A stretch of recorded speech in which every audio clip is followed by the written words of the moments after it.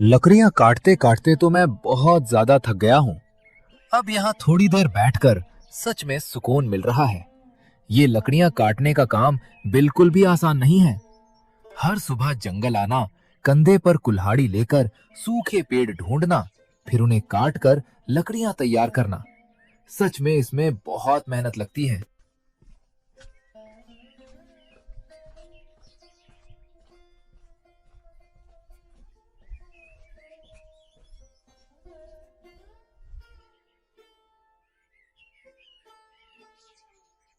अरे भाई, ये लकड़ियां और कुल्हाड़ी पास में रखकर तुम यहाँ अकेले क्यों बैठे हो?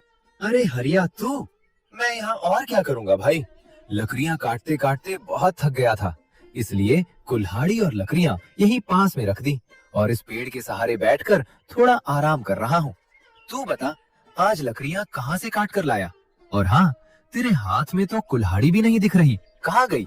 आज मैंने पास वाले जंगल से लकड़ियां काटी हैं, और जहां तक कुल्हाड़ी की बात है, वहां मुझे दूसरे गांव का एक लकड़हारा मिला। उसकी कुल्हाड़ी बहुत कमजोर थी, इसलिए वो ठीक से लकड़ियां नहीं काट पा रहा था। उसकी परेशानी देखकर मैंने अपनी कुल्हाड़ी उसे दे दी। उसने कहा है कि कल जब वो फिर से जंगल में लकड़ियां काटने आएगा, तब मेरी कुल्हाड़ी मुझे वापस कर देगा। अरे वाह हरिया, सच में तूने बहुत अच्छा काम किया। अगर हम इंसान ही एक दूसरे के काम नहीं आएंगे तो इस जीवन का कोई मतलब नहीं रह जाएगा। वैसे बता, आज तू लकड़ियां बेचने किस बाजार जा रहा है?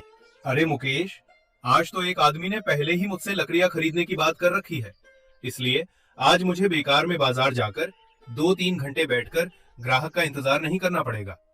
सच कहूं तो भगवान की कृपा से मुझे अक्सर लकड़ियां काटने से पहले ही ग्राहक मिल जाता है। फिर तो भाई तेरी किस्मत सच में तेरा खूब साथ देता है, लेकिन मेरी किस्मत तो शायद हमेशा मुझसे नाराज ही रहता है। वो कभी मेरा साथ नहीं देता, बल्कि कई बार तो उल्टा मुझे परेशानियों में डाल देता है। खैर, मैं तुझे बेकार में यहाँ रोक कर रख रहा हूँ। तू जा अपनी लकड़ियां ग्राहक को दे आ, इससे तुझे जल्दी घर पहुंचकर थोड़ा आराम करने का भी समय मिल जाएगा। मुकेश की बात सुनने के बाद हरिया वहाँ से अपनी लकड़ियाँ लेकर अपने रास्ते चल पड़ा। लगता है सबकी किस्मत अच्छी है, बस मेरी ही किस्मत मेरा साथ नहीं देती। पता नहीं मैंने ऐसा कौन सा पाप किया है कि मुझे हमेशा मुश्किलों का ही सामना करना पड़ता है।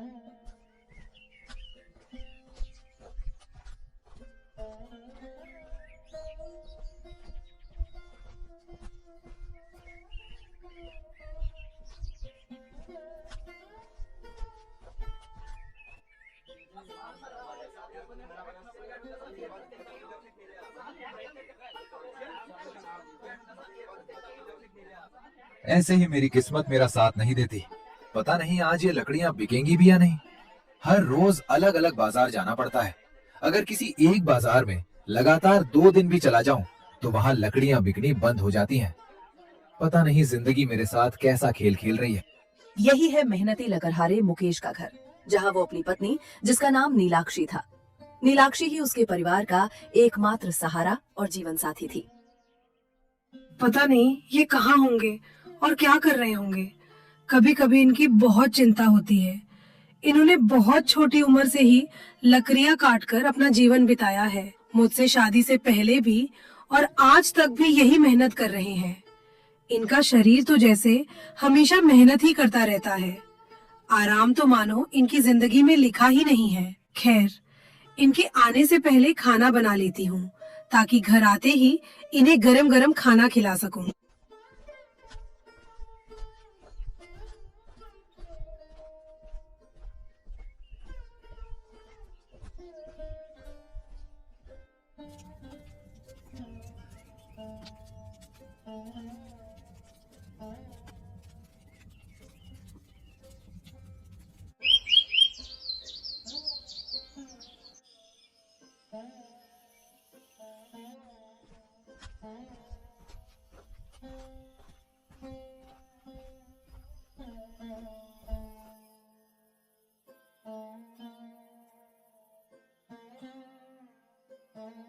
अरे जी, आपको आने में इतनी देर क्यों लग गई?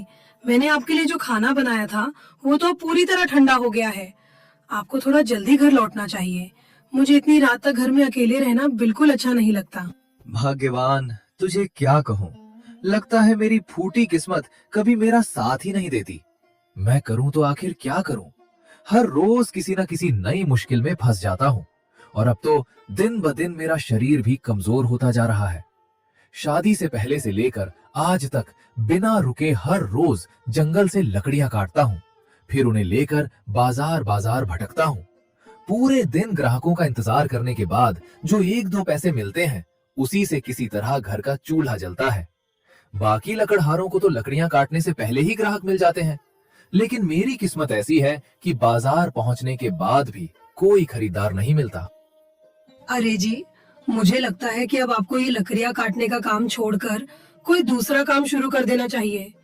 ऐसा काम जिसमें आपके शरीर को थोड़ा आराम मिले और घर का खर्च भी अच्छे से चल सके। मैं नहीं चाहती कि आप हर दिन इतनी कड़ी मेहनत करके अपनी सेहत खराब करें। आपके स्वस्थ रहने से बढ़कर मेरे लिए कुछ भी नहीं है। लेकिन भाग्यवान, करूं तो करूं क्या? मेरे पास कोई नया काम शुरू करने के लिए पैसे भी नहीं है। आज तो मजबूरी में लकड़ियां बहुत कम दाम पर बेचनी पड़ी, जिसकी वजह से मेरी मेहनत का पूरा फल भी नहीं मिला। ऐसे हालात में समझ नहीं आता कि क्या करूं। अब तुम ही बताओ, मैं क्या करूं? आपकी बात भी सही है। ऐसे अचानक कोई नया काम शुरू करना इतना आसान नहीं होता। हमारे जैसे गरीब परिवारों की सबसे बड़ी मुश्किल यही है कि हम कुछ करने की सोच तो लेते हैं, लेकिन गरीबी की वजह से उसे पूरा नहीं कर पाते। खैर, हम भी क्या कर सकते हैं? जो ऊपर वाले को मंजूर होगा वही होगा। हम तो बस इंसान हैं।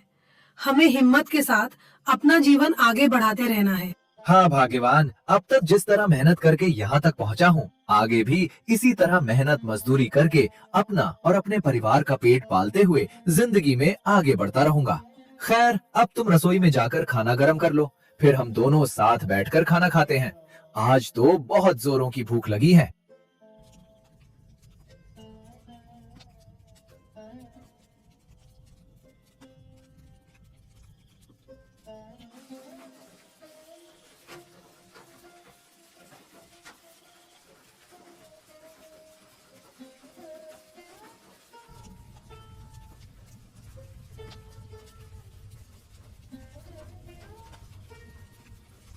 देखा भाग्यवान, मैंने कहा था ना, मेरी किस्मत सच में बहुत खराब है। ये कभी मेरा साथ नहीं देता, बल्कि हर बार मुझे किसी न किसी मुसीबत में डाल देता है। अभी थोड़ी देर पहले तक मौसम कितना सुहावना था और देखो, अचानक इतनी जोरदार बारिश शुरू हो गई।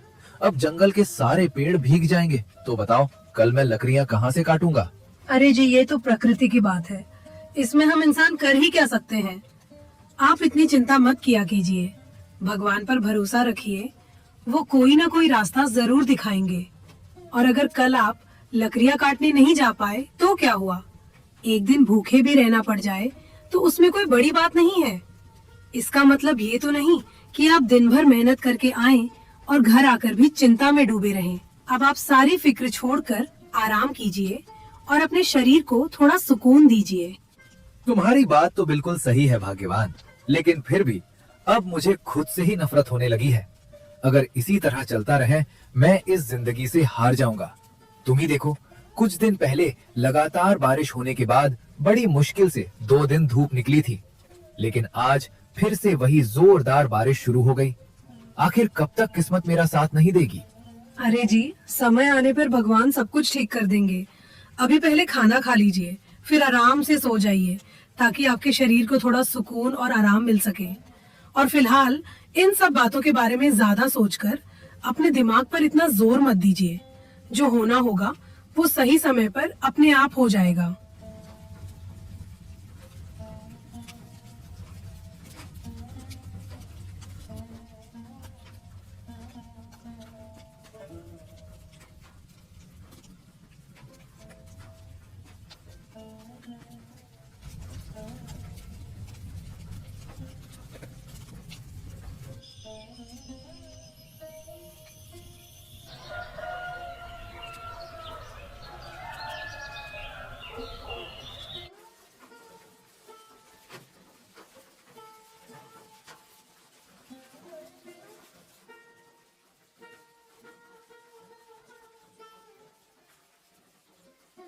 देखो भाग्यवान, सुबह सुबह ही फिर से बारिश शुरू हो गई। अब तुम ही बताओ, ऐसे मौसम में मैं लकड़ी काटने कैसे जाऊं?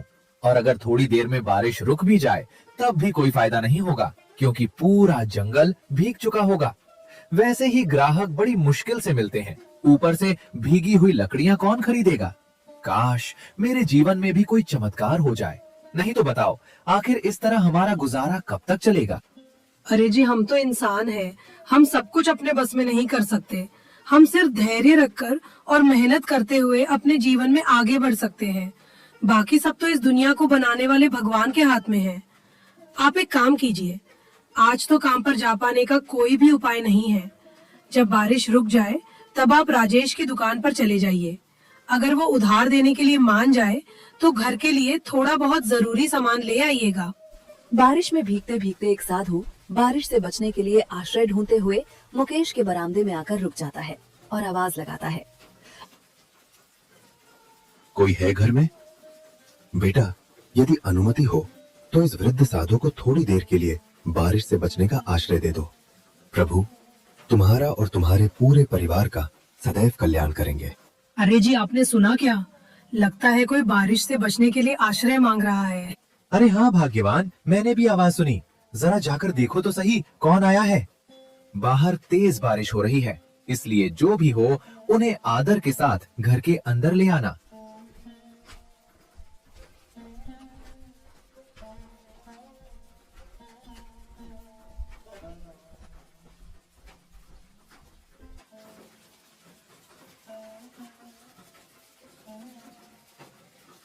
बेटी, इस मूसलाधार बारिश से बचने के लिए इस वृद्ध साधु को थोड़ी देर के आश्रय की आवश्यकता है।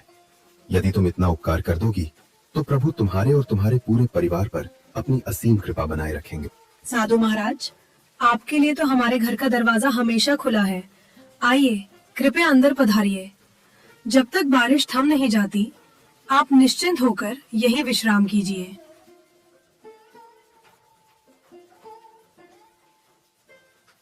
वत्स, तुम्हारे मुखमंडल को देखकर ऐसा प्रतीत होता है कि तुम किसी गहरी चिंता में डूबे हुए हो। यदि तुम्हें कोई आपत्ति न हो तो निसंकोच अपनी व्यथा मुझे बता सकते हो। कौन जाने, प्रभु की कृपा से मैं तुम्हें उस समस्या का कोई मार्ग या समाधान बता सकूं। साधु महाराज, आपसे भला क्या छिपाऊं। अब तो मुझे अपनी किस्मत से ही नफरत होने लगी है। मेरी बदकिस्मती ने कभी मेरा साथ नहीं दिया, बल्कि हर बार मेरी मेहनत पर पानी फेर दिया। कब क्या हो जाए कुछ भी पता नहीं चलता। अब तो हाल ऐसा हो गया है कि जीवन में आगे बढ़ने का उत्साह भी धीरे धीरे खत्म होता जा रहा है। मैं रोज जंगल जाकर लकड़ियां काटता हूँ, फिर उन्हें अलग अलग बाजारों में बेचकर किसी तरह अपने परिवार का गुजारा करता हूँ। लेकिन इन दिनों मौसम का तो कोई भरोसा ही नहीं रहा। कभी तेज बारिश तो कभी कड़ी धूप। इसी अनिश्चित मौसम की वजह से मेरा मन हमेशा चिंता से घिरा रहता है महाराज। बेटा, ये जीवन बड़ा विचित्र है। इस संसार में किसी का भी जीवन एक जैसा नहीं होता। कोई महलों में रहता है तो कोई टूटी फूटी